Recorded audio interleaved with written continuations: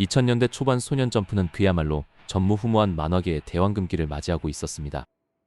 원나블이라는 거대한 새 단어는 전 세계 모든 만화 팬들의 가슴을 뜨겁게 불태웠습니다. 하지만 원나블의 거대한 그늘 아래에서도 독보적인 존재감을 뿜어내던 위대한 클래식 명작들이 존재했습니다. 그 첫 번째 주자는 바로 치밀한 설정과 독창적인 배틀물의 끝판왕으로 불리는 헌터 바이 헌터입니다. 토가시 요시히로 감독이 창조해낸 이 작품은 단순한 힘의 대결을 완벽하게 초월했습니다. 작가는 낸이라는 극도로 정교하고 치밀한 초능력 시스템을 구축하여 배틀물의 패러다임을 바꿨습니다. 주인공 곤육몬의 충격적인 각성 장면은 소년 만화 역사상 가장 강렬한 전율을 선사한 명장면입니다. 단순한 분노를 넘어선 광기와 슬픔이 융합된 그 연출은 독자들의 숨통을 완벽하게 틀어쥐었습니다. 그러나 이 위대한 명작은 연재 중단이라는 가장 치명적이고 잔인한 한계점에 봉착하고 말았습니다. 작가의 만성적인 건강 악화로 인해 수년째 이어지는 휴재는 팬들의 기대를 지치게 만들었습니다. 암흑대륙이라는 방대한 세계관을 열어두고도 이야기를 진전시키지 못하는 상황은 너무나도 뼈아픕니다. 아무리 완벽한 서사를 가졌을지라도 연재가 지속되지 않는다면 후계자의 왕관을 쓸 수는 없는 법입니다. 다음으로 원나블의 대항마로 손꼽히는 또 다른 전설은 바로 강철의 연금술사입니다. 아라카와 히로무 작가가 집필한 이 작품은 처음부터 끝까지 단 하나의 구멍도 없는 완벽한 플롯을 자랑합니다. 등가교원이라는 철학적인 대원칙을 바탕으로 인간의 탐욕과 영혼의 가치를 묵직하게 다루었습니다. 동생 알폰스의 영혼을 되찾기 위해 자신의 팔다리를 바친 에드워드의 여정은 수많은 명장면을 낳았습니다. 특히 진리의 문 앞에서 동생을 향해 반드시 데리러 가겠다고 외치는 장면은 눈물을 자아내기에 충분했습니다. 이 만화는 모든 소년 만화 중 가장 이상적이고 완벽한 결말을 맺은 작품으로 칭송받습니다. 하지만 아이러니하게도 바로 그 완벽한 깔끔함이 장기적인 후계자가 되는데 발목을 잡았습니다. 원나블처럼 수십 년간 미지의 세계를 탐험하며 프랜차이즈를 확장할 여지가 원천적으로 차단된 것입니다.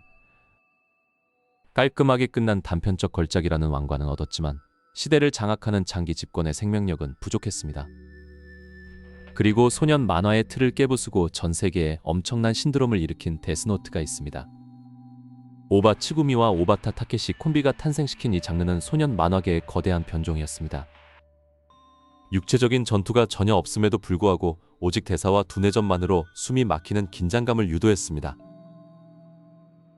야가미 라이토와 에리라는 두 천재의 치열한 심리 싸움은 매와 소름 돋는 카타르시스를 전달했습니다. 정의란 무엇인가에 대한 본질적인 질문을 던지며 단순한 권선징악의 구조를 완전히 무너뜨렸습니다. 하지만 데스노트 역시 이야기의 정점이었던 일부의 끝과 함께 내리막길을 걷기 시작했습니다. 매력적인 숙적이었던 엘이 허무하게 사망한 이후 2부의 전개는 힘을 잃어버렸습니다. 엘의 후계자로 등장한 니어와 멜로는 전임자가 보여준 압도적인 포스에 한참 미치지 못했습니다. 결국 라이토의 비참하고 초라한 최후와 함께 작품은 씁쓸한 마침표를 찍고 말았습니다. 장르적 한계로 인해 배틀물처럼 세계관을 계속해서 확장할 수 없었던 점이 결정적이었습니다. 이처럼 1세대 클래식 명작들은 저마다 독보적인 영역을 개척하며 위대한 성취를 이루어냈습니다. 그러나 불규칙한 연재, 닫힌 결말, 장르적 확장성의 부족은 그들이 원나블을 완전히 대체하는 것을 가로막았습니다. 그렇다면 소년 만화의 가장 정석적인 문법을 물려받은 진짜 후계자들은 어디에 있었을까요? 원나블의 전성기 직후 왕도 소년 만화의 공식을 그대로 계승한 거대한 물결이 다시 한번 시장을 뒤흔들기 시작합니다. 누군가는 압도적인 개그와 액션의 공존으로, 누군가는 뜨거운 우정과 마법의 세계관으로 도전장을 내밀었습니다. 수많은 영웅들이 저마다의 정의와 개성을 무기로 내세우며 차세대 왕좌를 차지하기 위한 치열한 경쟁에 돌입했습니다. 대중성을 완벽하게 사로잡으며 억 단위의 판매고를 올린 메가 히트작들이 마침내 역사의 전면에 등장한 것입니다. 하지만 이 거대한 후계자 그룹 역시 중후반부에 이르러 예상치 못한 치명적인 함정에 빠지게 됩니다. 끝없는 파워 인플레와 급격하게 무너진 결말의 전개는 수많은 팬들에게 거대한 충격과 분노를 안겨주었습니다. 과연 은혼, 페어리테일, 그리고 나의 히어로 아카데미아가 마주한 잔인한 한계는 무엇이었을까요? 앞선 세대들이 남긴 거대한 발자국 뒤로 소년 만화계는 새로운 영웅들의 등장을 절실하게 요구하고 있었습니다. 가장 먼저 독보적인 변칙으로 판도를 흔든 작품은 바로 은혼이라는 거대한 이단아였습니다. 은혼은 기존 소년 만화의 모든 클리셔를 무참히 부수며 개그와 시리어스를 넘나드는 기묘한 구조를 취했습니다. 특히 해결사 일행이 보여주는 일상적인 개그는 독자들에게 깊은 유대감을 선사하며 강력한 팬덤을 구축했습니다. 하지만 진지한 에피소드로 전환될 때의 폭발력은 원나블의 전성기 못지않은 묵직함을 자랑했습니다. 요시와라 염상편이나 장군 암살편에서 보여준 처절한 건극은 그야말로 소년 만화 연출의 극치였습니다. 그러나 개그와 진지함의 불균형은 후반부로 갈수록 서사의 피로감을 극대화하는 부작용을 낳았습니다. 잦은 연재 종료 사기극과 최종장 전개의 지나친 장기화는 팬들조차 지치게 만드는 결정적인 요인이 되었습니다. 결국 완벽한 후계자라기보다는 자신만의 독창적인 영역을 구축한 위대한 외전으로 남게 된 것입니다. 은혼이 변칙을 택했다면 페어리테일은 철저하게 원나블이 닦아놓은 왕도의 길을 계승하고자 했습니다. 화려한 마법 시스템과 매력적인 길드원들의 연대는 소년 만화의 정석적인 재미를 완벽히 충족시켰습니다. 특히 작가 특유의 뛰어난 작화력과 거침없는 연재 속도는 장기 연재에 엄청난 강점으로 작용했습니다. 하지만 페어리테일의 발목을 잡은 것은 매번 똑같은 패턴으로 반복되는 마법 같은 동료의 힘이었습니다. 치밀한 전략이나 상성 대신 감정의 폭발만으로 모든 위기를 타개하는 전개는 서사의 긴장감을 급격히 떨어뜨렸습니다. 아무리 강력한 적이 나타나도 결국 우리들의 유대라는 한마디로 허무하게 패배하는 공식이 굳어졌습니다. 파워 인플레를 제어하지 못한 채 맞이한 후반부는 세계관 최강자들의 위험을 심각하게 훼손하는 결과를 초래했습니다. 흥행에는 성공했을지언정 시대의 패권을 쥘 명작의 반열에 오르기엔 그 깊이가 다소 아쉬웠던 셈입니다. 이어서 등장한 7개의 대죄 역시 초반부의 압도적인 매력으로 전 세계적인 신드롬을 예고했습니다. 전설적인 기사단의 복귀라는 매력적인 설정과 거침없는 액션 스케일은 독자들을 단숨에 매료시켰습니다. 특히 투급이라는 명확한 수치 시스템을 도입하여 강함의 기준을 직관적으로 보여주며 흥미를 더했습니다. 하지만 이 수치화된 강함의 시스템이야말로 작품의 목을 죄는 가장 치명적인 독약이 될 줄은 몰랐습니다. 10개라는 강력한 악역 그룹이 등장하면서 투급의 단위는 걷잡을 수 없이 폭등하기 시작했습니다. 기존 주연 캐릭터들의 성장이 인플레를 따라가지 못하자 무리한 각성과 억지스러운 버프가 연이어 투입되었습니다. 밸런스가 완전히 무너진 전투는 더 이상 지략이나 긴장감을 주지 못하는 단순한 숫자, 노름으로 전락했습니다. 여기에 애니메이션 후반부의 처참한 퀄리티 저하까지 겹치며 원나블의 왕좌를 노리던 기세는 완전히 꺾이고 말았습니다.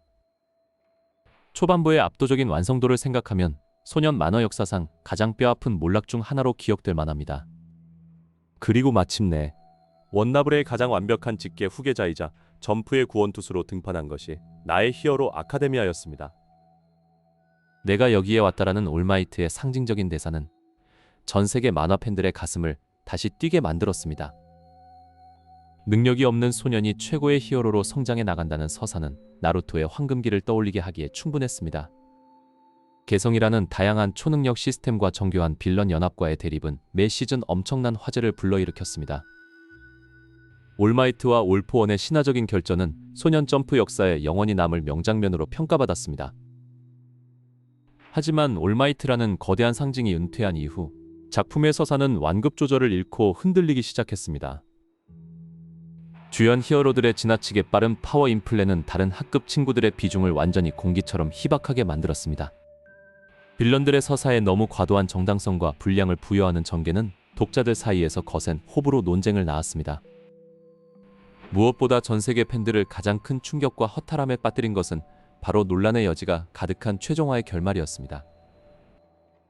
평화를 이룩한 주인공이 평범한 직장인으로 살아가는 모습과 동료들과의 거리감은 오랜 팬들에게 크나큰 배신감을 안겼습니다.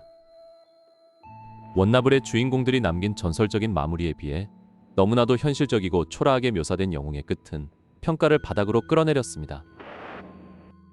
왕도를 가장 완벽하게 구현할 수 있었던 후보였기에 나의 히어로 아카데미아가 남긴 한계는 더욱 짙은 아쉬움을 남깁니다. 이처럼 2세대 메가 히트작들이 각자의 치명적인 한계에 부딪혀 왕좌를 완전히 차지하지 못하고 흔들리던 그 순간, 만화계의 판도를 완전히 바꾸며 전 세계적인 신드롬을 일으킨 진격의 거인과 귀멸의 칼날이라는 거대한 괴물들이 마침내 깨어나기 시작했습니다.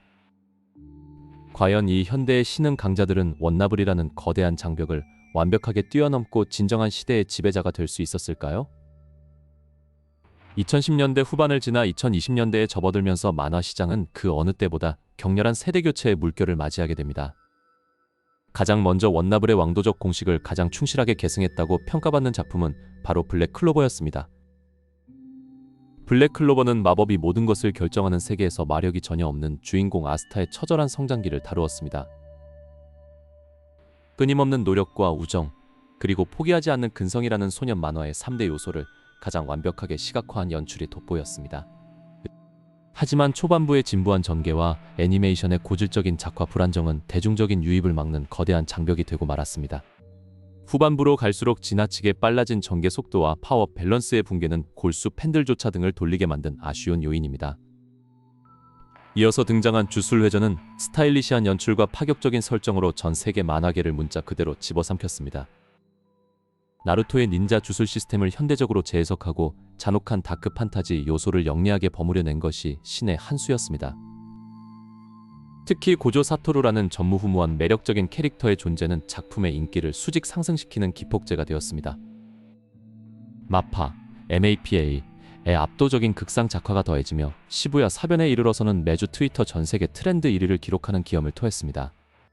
그러나 작가 개개의 독선적인 전개와 개연성을 무시한 캐릭터들의 연이은 죽음은 독자들에게 큰 배신감을 안겼습니다. 특히 사상 최강의 대결로 포장되었던 결전이 허무하게 마무리되며 주술회전은 후반부 완성도 면에서 치명적인 오점을 남겼습니다. 소년 만화라는 틀을 완전히 파괴하고 문학적인 경지에 도달했던 진격의 거인은 그야말로 하나의 거대한 신화였습니다. 벽이라는 폐쇄된 공간에서 시작해 전 세계를 무대로 확장되는 치밀한 복선과 세계관 설계는 완벽에 가까웠습니다. 인류의 자유를 향한 갈망이라는 무거운 주제의식을 이토록 처절하고 웅장하게 풀어낸 작품은 전무후무했습니다. 다만 진격의 거인은 대중적인 의미의 왕도적 소년 만화라기보다는 심오한 정치외교학과 스릴러가 결합한 다크 판타지에 가까웠습니다. 결말부에 제시된 학살에 대한 정당화 논란과 난해한 철학적 메시지는 호불호가 극명하게 갈리는 결과를 낳았습니다. 그리고 마침내 21세기 만화 역사의 모든 흥행 기록을 갈아치운 불멸의 신드롬, 귀멸의 칼날이 등장합니다. 귀멸의 칼날은 오니에게 가족을 잃은 소년 탄지로가 여동생을 인간으로 되돌리기 위해 칼을 잡는 직관적인 스토리로 시작합니다. 유포터블, 이 탄생시킨 19화의 히노카미 카구라, 연출은 전 세계 애니메이션의 패러다임을 통째로 바꾸어 버렸습니다. 극장판 무한열차편은 일본 영화 역사상 역대 흥행 수입 1위라는 생과 치히로의 대기록을 20년 만에 경신하는 기적을 썼습니다. 단순하지만 강력한 서사, 매력적인 주연과 조연들의 깔끔한 퇴장, 그리고 군더더기 없는 완결은 귀멸의 칼날만의 독보적인 장점입니다. 하지만 냉정하게 분석했을 때 귀멸의 칼날의 스토리 자체는 과거 명작들의 공식을 답습한 평범한 수준이라는 지적도 존재합니다. 애니메이션의 압도적인 시각 효과가 없었다면 과연 이 정도의 역사적인 신드롬이 가능했을까에 대한 의문은 여전히 남아있습니다. 자, 그렇다면 우리는 여기서 근본적인 질문을 던져야만 합니다. 이 강력한 현대의 후보작들이 존재함에도 불구하고 왜 우리는 아직도 원나블이라는 과거의 망령에서 벗어나지 못하는 걸까요? 첫 번째 이유는 바로 장기 연재를 지탱하는 거대한 세계관의 스케일 차이에 있습니다. 귀멸의 칼날은 고작 4년 만에 완결되었고 주술회전과 진격의 거인 역시 철저히 계산된 단기적 호흡으로 이야기를 마무리 지었습니다. 반면 원피스는 20년이 넘는 세월 동안 거대한 지구 규모의 대서사실을 끊임없이 확장하며 독자들과 함께 나이를 먹어왔습니다. 장기 연재가 주는 일상성과 누적된 서사의 두께는 단기 집중형 현대 만화들이 결코 물리적으로 따라잡을 수 없는 영역입니다. 두 번째 결정적인 차이는 캐릭터 디자인과 대중적 시그니처의 전파력입니다. 나루토의 닌자 달리기 동작이나 호카게의 상징, 블리치의 참백도 해방 제스처는 만화를 보지 않는 일반인들도 아는 밈이 되었습니다. 현대작 중 주술회전의 고조 사토루가 이에 근접했으나 작품 전체의 대중적 아이콘화 측면에서는 원나블의 파급력에 미치지 못합니다. 세 번째는 바로 소비 방식의 변화와 미디어 환경의 대변혁이라는 시대적 패러다임입니다. 하지만 지금은 넷플릭스, 유튜브, 웹툰 등 수많은 대체 콘텐츠가 쏟아지며 대중의 관심이 극도로 파편화되었습니다. 아무리 뛰어난 메가 히트작이 등장해도 과거처럼 전 국민, 전 세계를 하나로 묶는 절대적인 영향력을 행사하기는 구조적으로 불가능해진 셈입니다. 결론적으로 원나블은 단순히 만화의 퀄리티를 넘어 소년 점프라는 거대한 플랫폼의 전성기와 시대적 타이밍이 결합해 탄생한 유일무이한 기적이었습니다. 귀멸의 칼날, 주술의 전, 진격의 거인 같은 현대 명작들은 원나블을 완벽히 대체하지는 못했을지 모릅니다. 하지만 그들은 자신만의 독창적인 무기와 눈부신 연출력으로 2020년대라는 새로운 시대를 당당하게 지배하고 증명해냈습니다. 원나블이라는 거인들의 어깨 위에서 출발해 이제는 자신들만의 새로운 신화를 완성해낸 모든 현대 만화들에게 경의를 표합니다.